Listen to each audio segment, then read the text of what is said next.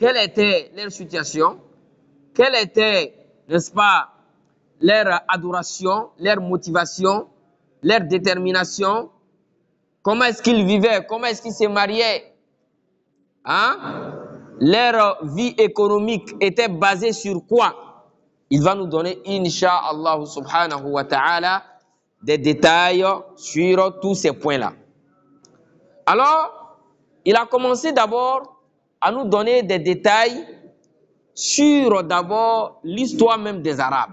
Les Arabes même, quel est le peuple arabe? Le peuple arabe est originaire, n'est-ce pas, de qui? Comment est-ce que les Arabes sont venus? Et quelle est l'histoire même des Arabes depuis le début du temps jusqu'au moment du prophète Mohammed sallallahu alayhi wa sallam?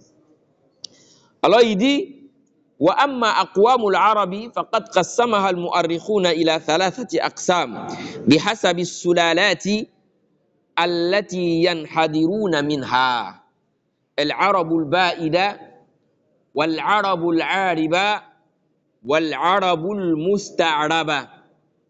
Il nous dit que les historiens vont nous dire que lorsque on regarde l'histoire de la communauté arabe, vous allez trouver que nous avons trouvé dans l'histoire 3 types d'Arabes.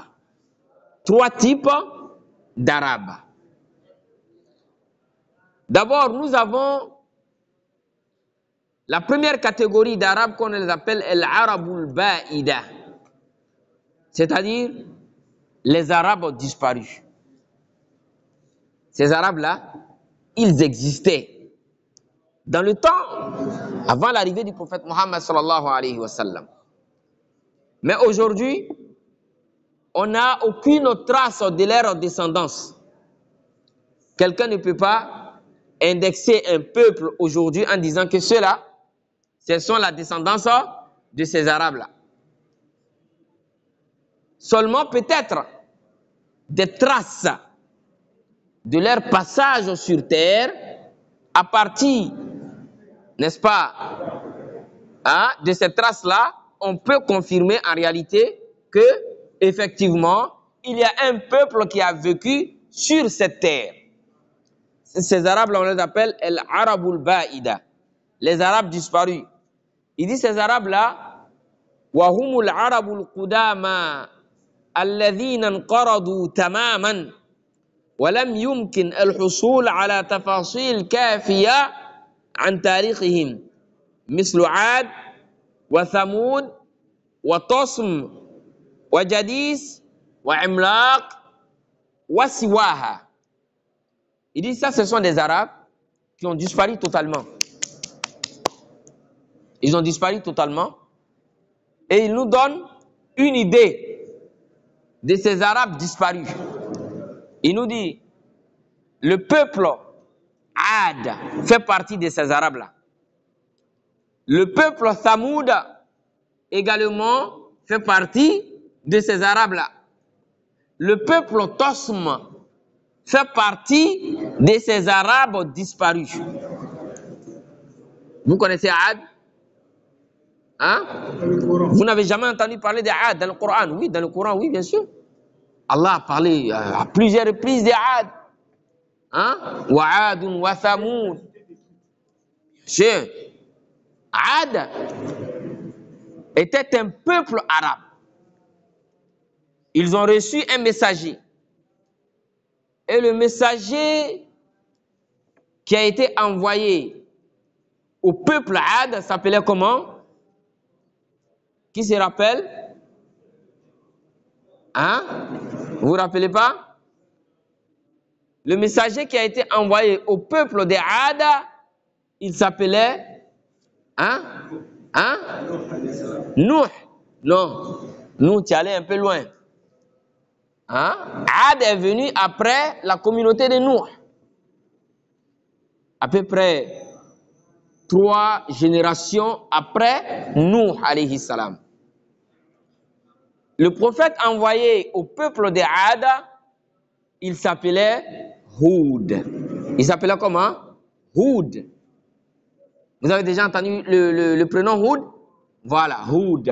Donc le prophète Houd, c'est lui qui a été désigné et envoyé au peuple de qui? Au peuple des Had. Car en effet, Allah a envoyé dans toutes les nations des prophètes et des messagers. Allah nous dit dans le Coran, وَلَقَدْ بَعَثْنَا فِي كُلِّ أُمَّةٍ رَسُولًا أَنِ اعْبُدُوا اللَّهَ وَاجْتَنِبُوا الطَّاغُوتَ. Allah dit, j'ai certainement envoyé dans toutes les nations un messager pour orienter les gens, inviter les gens à adorer Allah subhanahu wa ta'ala seul et à éviter toute forme d'idolâtrie. Alors les Arabes également ont reçu des messagers. Les messagers qui ont été envoyés vont au-delà des 300 et quelques messagers que Allah a envoyés sur terre. Mais dans le Coran, les prophètes et les messagers dont les noms ont été cités sont au nombre de 25. Dans le Coran, lorsque tu vérifies le Coran, les prophètes et les messagers nominément cités sont au nombre de combien? Au nombre de 25. Et Allah même dit au prophète sallallahu alayhi wa sallam, au sujet des prophètes, il dit minhum man qasasna alayk wa minhum man lam naqsus alayk. Il dit Muhammad, il y a des prophètes dont j'étais parlé de leur histoire. Mais il y a des prophètes également dont leur histoire n'a pas été expliquée dans le Coran. Donc 25 des prophètes dont leur histoire a été citée dans le Coran. Dans ces 25 là, il y a 5 qui sont arabes. Il y a 5 prophètes qui étaient quoi? Qui étaient arabes. Donc vous devez retenir ça. Parce que ce qu'on est en train de faire maintenant là, c'est un cours. Ce n'est pas un prêche. Or, dans le cours, l'élève doit sortir avec quoi? Hein? Avec des leçons, avec des compréhensions. Et partir avec à la maison. Prochainement, tu arrives encore, on ajoute encore. Alors, les 5 prophètes que Allah a envoyés aux Arabes et qui ont été mentionnés dans le Coran, nous avons Houd, nous avons Salih, nous avons Shu'aib, nous avons Ismaïl et nous avons Muhammadun sallallahu alayhi wa sallam. On a compris? Ou bien je reprends? Je reprends. On a Houd, on a Salih, on a Shu'aib, on a Ismaïl et on a Muhammadun sallallahu alayhi wa sallam. Voilà ces 5 prophètes de la communauté arabe dont leur histoire a été, n'est-ce pas, expliquée dans le Coran. Alors ces Arabes disparus là, nous pouvons compter parmi ces Arabes le peuple de qui? De Houd, qui était Had. Ce peuple-là qui est arrivé à peu près 3 générations ou 4 après l'arrivée de Nuh alayhi salam. Après la disparition de Nuh, ce peuple-là est arrivé. Et ce peuple-là, Allah subhanahu wa ta'ala, les avait donné tellement d'avantages, de bienfaits, que normalement, ils devaient être reconnaissants envers Allah. Mais hélas, ces bienfaits ont été pour eux source d'ingratitude vers qui? Vers Allah subhanahu wa ta'ala. C'était un peuple fort. Ils étaient puissants. Ils étaient armés. Ils étaient intelligents. Ils avaient une richesse abondante. Ils étaient riches. Ils avaient des fleuves autour d'eux. Wa alaykoum salam. Oui. Comme Ismaël est arabe, non? Oui. Son père c'est Ibrahim. Oui. Voilà. On va arriver. Tout ça, là, on va expliquer dans le livre là. Tout ça, là, le livre là va expliquer, Inch'Allah Ta'ala. On a donné 5. Ouais. Ismaël, c'est un arabe. Mais c'est quel genre d'arabe? Si tu as écouté, Inch'Allah Ta'ala, jusqu'à la fin du dars, tu, Inch'Allah Ta'ala, le sauras. Faut pas être pressé, Inch'Allah Ta'ala. Barakallahu fik. C'est une question très pertinente. Parce que Ibrahim n'était pas arabe, n'est-ce pas? Ibrahim n'était pas arabe. Mais comment son fils Ismaël devient arabe? Ah, on va expliquer ça. Hein? Inch'Allah Ta'ala. Qu'Allah nous donne la bonne compréhension. Alors, nous disons Ad. Ad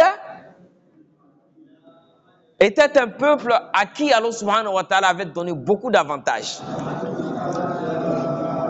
Et Allah, lorsqu'il te donne tout ça, il te demande une seule chose au retour.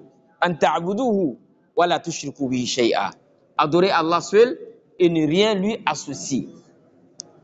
Mais hélas, ce n'était pas le cas. Ils ont désobéi à Allah et ils ont commis le péché le plus grave, à savoir l'idolâtrie. Chercher d'autres dieux en eux qui n'est pas Allah. Alors qu'est-ce que Allah fait? Allah dit wa ila adin akhahum huda. Il dit lorsque le peuple des Ad a commencé à dévier, qu'est-ce qu'Allah a fait? Allah a envoyé vers Ad leurs propres frères. Parce que c'est très important. Lorsque tu envoies un messager vers un peuple et que ce messager-là est issu de ce peuple, généralement, qu'est-ce qui se passe? On écoute. On dit non, ça ce n'est pas une religion qui a été exportée de l'extérieur. C'est notre fils. Alors Allah subhanahu wa ta'ala a envoyé Houd vers son peuple et Houd leur a prêché. An ya'budullaha ma lakum min ilahin ghayru afala tattaqun. Houd leur a dit, adorez Dieu. C'est lui seul qui mérite d'être adoré. Regardez ce que Dieu vous a fait. Le bonheur que Dieu vous a donné. Vous êtes intelligent. Vous êtes fort. Vous avez la gabarit. Vous avez la santé. Vous avez des fruits. Vous avez des fleuves. Vous avez tout ça. Allah vous a tout donné. Craignez Allah. Ah. Ils disent non. Fakadhabou. Tu n'es qu'un menteur. Tu n'es qu'un imposteur. Les savants musulmans vont nous dire que Allah n'a pas cité un miracle que Houd a produit avec son peuple. Quand tu regardes l'histoire de Houd dans le Coran, tu ne verras pas un miracle que son peuple l'a demandé et que Houd a relevé ce défi. Mais ils nous disent en revanche que Houd a mis au défi son peuple que malgré vos forces, malgré votre puissance, malgré votre richesse, moi je suis sous la protection de Dieu, vous ne pouvez rien me faire. Et effectivement, ils n'ont pas pu faire quelque chose à qui? À Houd alayhi salam, car il avait la protection divine, qu'Allah subhanahu wa ta'ala nous protège nous également avec sa protection. Alors Houd, lorsqu'il a prêché son peuple, qu'ils n'ont pas accepté, et ils ont demeuré dans la désobéissance, dans l'idolâtrie, alors subhanahu wa ta'ala leur a détruit. Avec la force qu'ils avaient, Allah va leur montrer que et leur force là, cette force n'est rien aux yeux d'Allah subhanahu wa ta'ala. Wa amma adun fa uhliku bimadha birihin sorsorin atiya sakharaha alayhim sab'a layalin wa thamaniyata ayyamin husuma. Allahu Akbar. Allah dit, quant au Ad, vous voyez le vent, non? Est-ce que le vent a un poids? Allahu Akbar. Le vent n'a pas de poids. Et ils étaient grands, ils étaient forts. Ils étaient grands, ils étaient forts. Mais Allah subhanahu wa ta'ala les a détruits avec un vent glacial, un vent qui venait les prendre comme ça. Le vent là le prend comme ça. Quand ça le prend, ils sont grands, forts, mais le vent là le prend comme ça. Il l'amène jusqu'en haut, le tourne, mais ça va, il est mort. Sakharaha alayhim sab'a layalin. Pendant 7 nuits et 8 jours, un vent dévastateur. Un vent dévastateur. Ce vent-là n'a vu aucune chose sur sa trace sans la détruire. Allah les a anéantis. Allah les a montré qu'ils étaient faibles. La puissance, l'armée qu'ils avaient. Mais Allah subhanahu wa ta'ala a envoyé seulement quoi? Le vent. Wa ma ya'lamu junuda rabbika illa hu. Allah dit personne ne connaît, n'est-ce pas, la quantité ou la nature des soldats de Dieu si ce n'est Dieu lui-même. Allahu Akbar. Toi-même qui désobéis à Allah, Allah peut utiliser ton corps à toi-même pour te combattre. Allah les a détruits par quoi? Par le vent. Alors ce peuple-là, ce sont des Arabes, mais les Arabes disparus. Il y a les Thamoud également. Et on a dit Thamoud était un peuple arabe qui ont eu comme prophète qui? Leur prophète c'était qui? Salih. Leur prophète c'était qui? Salih alayhi salam. Ce peuple-là également ils habitaient entre la Jordanie d'aujourd'hui et l'Arabie Saoudite. C'est là-bas que le peuple de qui? De Salih a vécu. Entre la Jordanie et quoi?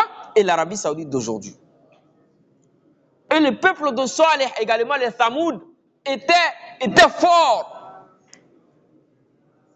Ils étaient tellement forts que eux, et ils étaient intelligents, forts, intelligents, riches. Tellement qu'ils étaient forts pour construire les maisons. Et ils ne se fatiguaient pas pour aller taper les briques. Non, non, non. Ils vivaient dans les endroits où il y avait les montagnes. Il voit la montagne là comme ça, khalas. Il prend la montagne, il fait sa villa dans la montagne en même temps. Il n'a pas besoin de détruire la montagne. Il casse la montagne. Il fait le modèle qu'il veut. Fait une villa, R+1, R+2. وَتَنْحِتُونَ مِنَ الْجِبَالِ بُيُوتًا فَارِهِينَ. Allah dit, le peuple de qui? De Salih. Ils fabriquaient leurs maisons à partir de quoi? À partir des montagnes. Tellement Allah les a donné la force. Et Allah les a donné quoi? L'intelligence. Vous dites, ah, ça c'est un bienfait de la... Salih dit, c'est un bienfait de la part de Dieu. Ce que vous adorez, ce ne sont pas des vrais dieux. C'est Dieu qui vous a donné cette intelligence, cette force. Adorez Dieu. Ils disent non, non, non, non. Ce que toi tu dis là, c'est pas vrai. Nous, on est venus trouver nos papas, nos ancêtres, en train d'adorer les idoles. Alors, c'est ces idoles-là qui sont quoi? Qui sont les vrais dieux. C'est pourquoi aujourd'hui, ceux qui se réclament, n'est-ce pas, et qui proclament haut et fort en disant, nous nous référons aux ancêtres. Vous, la religion que vous avez amenée là, c'est la religion des étrangers. Mais le prophète sallallahu alayhi wa sallam, lorsque lui-même il est arrivé entre les Arabes là, lorsqu'il a amené la ilaha illallah, est-ce que les Arabes étaient musulmans? Les Arabes n'étaient pas musulmans. L'islam, ce n'est pas une religion d'Arabes. Non, non, non. L'islam, c'est la religion de Dieu. C'est la religion de tous les prophètes et messagers envoyés. Ce n'est pas la religion d'une race. Les Arabes, eux également, c'est les idoles, les bois, les cailloux qu'ils adoraient. Et que les messagers ont dit non, ceux-là, ce sont des fausses divinités. Ce n'est pas eux les dieux. Ces dieux-là, ils ne peuvent ni apporter un intérêt pour eux-mêmes, à plus forte raison pour vous. Lorsque Salih les a appelés vers Dieu, ils ont refusé. Ils ont refusé jusqu'à ce qu'ils vont mettre Salih en défi.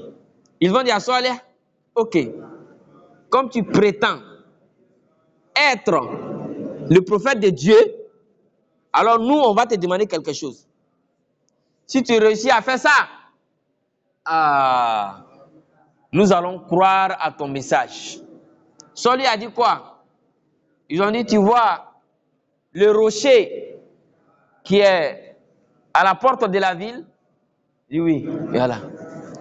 On veut que ce rocher puisse mettre au monde une chamelle. Allahu Akbar.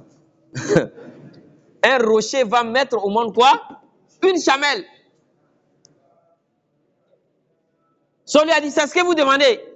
Tu n'as pas dit ton Dieu peut faire tout. Si en réalité, c'est un Dieu, alors qu'il relève ce défi.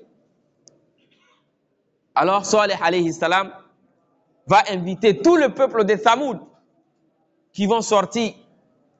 Et Salih va, n'est-ce pas, s'adresser à Dieu. Il va demander à Dieu. Et Dieu va répondre à l'appel de Salih. Les gémissements de, n'est-ce pas, du rocher seront comme une femme enceinte en train d'accoucher, devant tout le monde. Devant tout le monde. Ça s'est passé devant tout le monde. Tout le monde est là et Salih est en train de faire le doigt et le rocher a mis au monde une chamelle. Salih a dit, voilà la chamelle. Vous dites quoi? Allahu Akbar. Il dit, Wallahi, c'est la vérité. Salih a dit, ok. Mais, il y a une chose. Cette chamelle-là, elle est non seulement un miracle de la part de Dieu, mais c'est une grâce également pour vous. Cette chamelle-là va vous donner du lait chaque matin. À partir d'aujourd'hui, personne n'achète le lait. La chamelle va faire le tour devant la porte de chacun et va vous servir en lait. Mais attention, vu que cette chamelle, elle fait cet énorme travail, laha shirbun walakum shirbu yawmin ma'loum. Thamoud, au fait, était dans un endroit où il y avait un problème d'eau. Là-bas, il n'y avait pas assez d'eau. Donc, le seul puits qu'ils avaient, si la chamelle devait s'abreuver, devait boire, et que eux également devaient boire, alors ça allait amener des inconvénients. Alors Salih va leur dire, vous, lorsque vous prenez l'eau aujourd'hui, la chamelle, elle va prendre demain, vous, c'est après-demain, et ensuite de suite comme ça. Salih va leur dire ça, ils vont accepter au début. Mais après, quelques-uns vont se rebeller. Et les gens du village vont cautionner. Ils vont cautionner cet acte-là. Idhin ba'atha ashqaha. Allahu Akbar. Ils vont envoyer le plus malheureux d'entre eux. Fa'aqarun naqa. Cette chamelle qui est une miracle, qui est sortie de la rocher, n'est-ce pas? Qui est sortie de quoi? Du rocher. Cette chamelle qui est un miracle, qui vous sert du lait gracieusement, gratuitement. Ils disent non, non, non. Comme on le dit, ça maintenant c'est foutaise. Comment? La chamelle a un jour et nous aussi nous avons un autre jour. Ça commence à nous dégoûter maintenant. Qu'est-ce qu'ils ont fait? Ils ont tué la chamelle. Lorsqu'ils ont tué la chamelle, Salih est arrivé. Salih a dit Subhanallah, Wallahi, c'est fini pour vous. Tamatta'u fi diyarikum thalathata ayyam. C'est fini. Vous, Vous avez seulement 3 jours. 3 jours, 3 jours.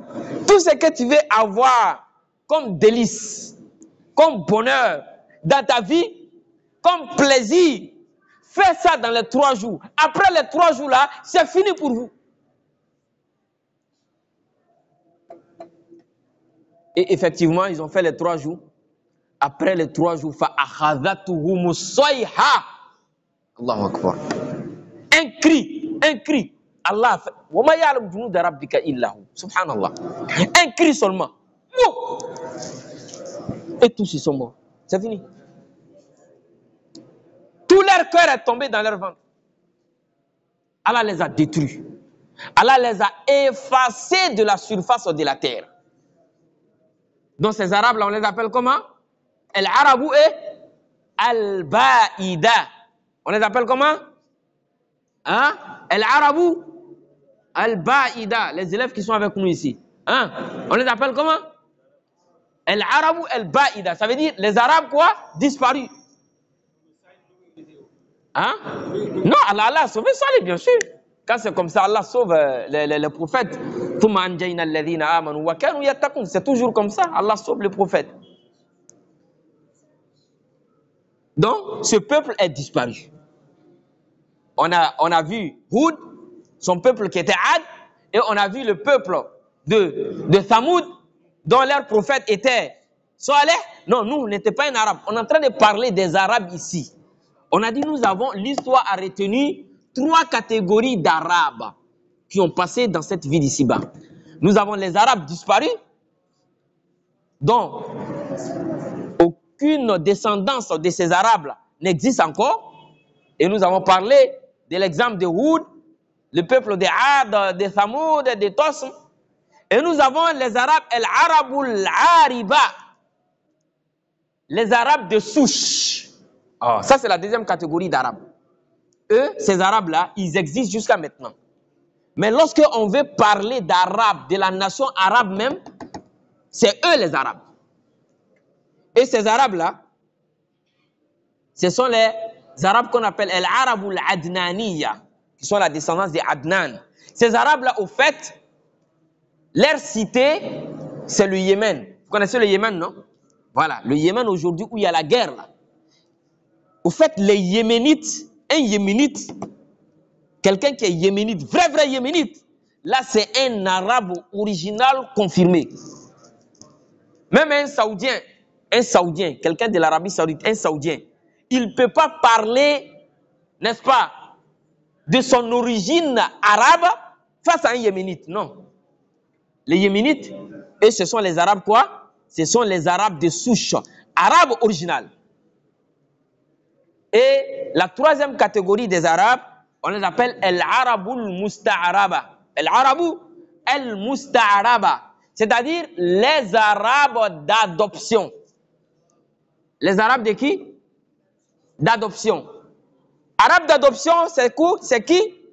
Wahi al-Arabul Munhadira min sulbi Ismaïl wa tusamma el-Arabu el-Adnaniya. Le frère, il est où? Lui qui avait posé la question. Lui, il a posé la question, il est parti. Ah, celui qui avait posé la question. Ah, tu es là? Ah, Diallo.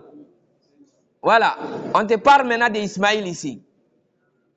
Le frère, il a dit, on a dit, il y a eu 5 prophètes arabes dont les noms ont été cités dans le Coran. On a parlé les noms de qui? On a dit Houd. On a dit Saleh. On a parlé de Chouaïb. On a parlé d'Ismaïl.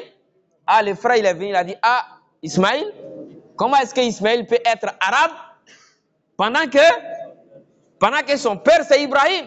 Et nous savons que Ibrahim n'était pas un arabe. Voilà la réponse. Il te dit, au fait, les arabes, on a 3 catégories d'arabes. On a les arabes disparus, comme les Houd, les Saleh. Eux, c'est des arabes, on n'a aucune information à leur sujet. On a les arabes de souche, les arabes d'origine même. Lui, son père, c'est un arabe. Son grand-père, c'est un arabe. Arabe même. Tout est arabe. Mais on a les arabes d'adoption. Et il dit, parmi les arabes d'adoption, ce sont les arabes qui sont venus de la descendance de qui? De Ismaïl alayhi salam. Donc Ismaïl lui-même, ce n'est pas un arabe, mais il est devenu arabe. Est-ce que tu comprends? Je te donne un exemple. Moi, je m'appelle Sangaré. Moi, je m'appelle Sangaré. Toute personne qui maîtrise l'histoire, Sangaré, c'est un quoi? C'est un peul, non? C'est un peul. Mais moi, si tu me dis un peul, viens, je vais t'égorger, je vais te suivre. Parce que je ne comprends pas. Hein? Je ne comprends pas peul. Désormais, je suis devenu quoi? Je suis devenu Bambara. N'est-ce pas? Je suis devenu Bambara. Mais qu'est-ce qui a fait ça? C'est l'adoption. C'est parce que mes grands ou mes arrière-grands-parents, ils sont allés s'asseoir dans un endroit où on ne parle plus peul. Et alors, hein, j'ai été transformé. Je suis devenu quoi? Je suis devenu Bambara. Donc c'est comme ça. Donc c'est comme ça Ismaïl alayhi salam. À l'origine, il n'était pas arabe. Mais lorsque les Arabes, Kabilat Djurhum, il y a un peuple qu'on les appelle Djurhum, et ils sont arrivés, ils sont venus s'installer auprès de lui. On va y arriver, Inch'Allah, donner des détails là-dessus. Et eux, Ismaïl était bébé. C'est auprès de qui Ismaïl a grandi et que Ismaïl, il s'est marié avec leur fille. Ismaïl a commencé à parler leur langue. Les enfants d'Ismaïl ont commencé à parler leur langue. Et paf, c'est fini. Les Ismaïl, ils sont devenus quoi? Ils sont devenus arabes. On a compris là-bas? Khalas. Alors on dit, la troisième catégorie des arabes, ce sont ces arabes-là. Ces arabes d'adoption. C'est-à-dire les arabes de l'Arabie Saoudite, les arabes de la Mecque. Aujourd'hui, eux-là, ce sont les arabes d'adoption. Parce que ces arabes-là, au fait, وَأَمَّا الْعَرَبُ الْمُسْتَعْرَبَ فَأَصْلُ جَدِّهِمُ الْأَعْلَى هُوَ سَيِّدُنَا إِبْرَاهِيمَ عَلَيْهِ السَّلَامِ مِنْ بِلَادِ الْعِرَاقِ. Il dit les arabes d'adoption, leur arrière-arrière-grand-père même, c'est qui? C'est Ibrahim. Ibrahim qui était en Irak, et Ibrahim, il vivait dans une cité qu'on appelait Ara. Ibrahim vivait dans une cité qu'on appelait quoi? Ara. Et Ibrahim, Allah subhanahu wa ta'ala va le guider.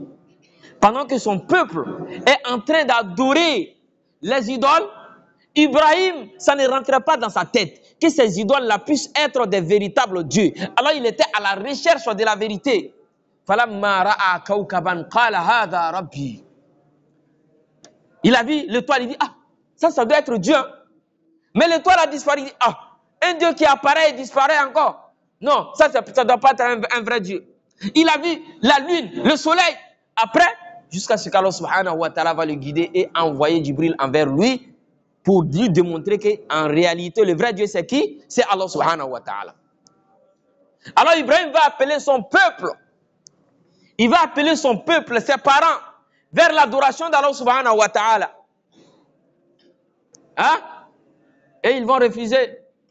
Allah subhanahu wa ta'ala va nous parler de l'histoire d'Ibrahim alayhi salam dans le Coran en nous disant وَاتْلُ عَلَيْهِمْ نَبَأَ إِبْرَاهِيمَ إِذْ قَالَ لِأَبِيهِ وَقَوْمِهِ مَا تَعْبُدُونَ. Il dit à son père, papa, peuple, qu'est-ce que vous adorez?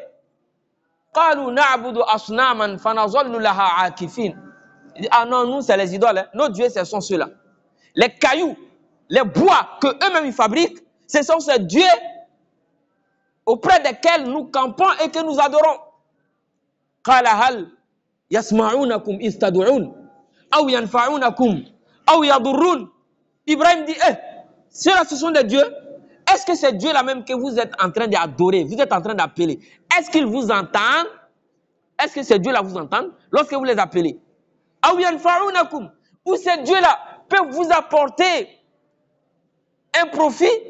أَوْ يَضُرُّونَ. Ou bien si vous faites du mal, ces dieux-là peuvent vous punir. قالوا بل وجدنا آباءنا كذلك يفعلون. Ibrahim, tais-toi. Toi, tu veux parler de ça? Il dit, son papa lui dit, toi, ton papa, lui, son papa, tout cela, c'est ce qu'il faisait et c'est ce que nous allons faire. Il est là? Dans 2 minutes. Inch'Allah. Alors, Ibrahim alayhi salam va appeler son peuple vers Dieu, mais ils vont refuser. Et Ibrahim alayhi salam, n'est-ce pas, va être obligé de partir en exil. Parce qu'on a commencé par l'histoire d'Ibrahim. Parce que l'auteur du livre nous parle d'Ibrahim. Il dit Ibrahim, il faisait beaucoup de voyages. Il se déplaçait. Mais pourquoi Ibrahim s'est déplacé? Hein? Pourquoi Ibrahim n'a pas pu rester dans le pays de son papa? Parce que la da'wa d'Ibrahim alayhi salam va croiser un refus total, catégorique. Personne ne va croire à Ibrahim alayhi salam sauf deux personnes. Une femme et son neveu. Lorsque Ibrahim va faire sa da'wa dans son peuple. Une femme qui s'appelait Sarah et son neveu qui est le prophète Lut alayhi wa ala Ibrahim wa ala nabiyina afdalus salatu wassalam. Inch'Allah ta'ala, nous nous arrêtons ici. Le samedi prochain, Inch'Allah ta'ala, nous allons commencer de l'histoire d'Ibrahim. Comment Ibrahim est arrivé à la Mecque? Comment? Parce qu'on a dit, c'est Ibrahim qui est l'ancêtre des Arabes qui? Des Arabes de qui? Des Arabes d'adoption. Alors, comment Ibrahim alayhi salam est arrivé, où ça? Est arrivé à la Mecque? Bi'iznillah subhanahu wa ta'ala. Nous allons continuer sur ce sujet la semaine prochaine.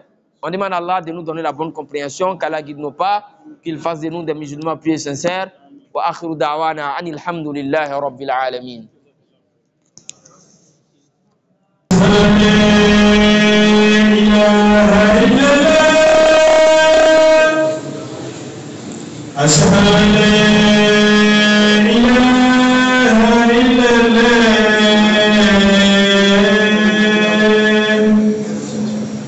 أشهد أن محمدا رسول الله أشهد أن محمدا رسول الله